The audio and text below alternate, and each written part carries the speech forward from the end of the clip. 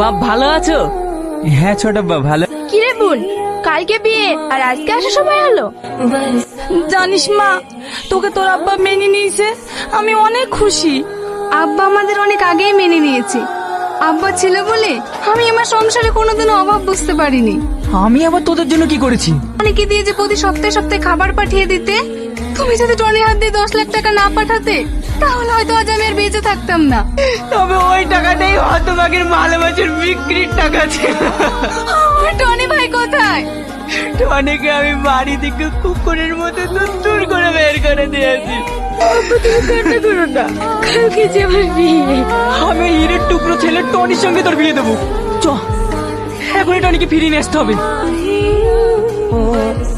আমি তোমাকে বলবো যে টনি, আই লাভ ইউ। আমি তোমাকে অনেক ভালোবাসি সালমা।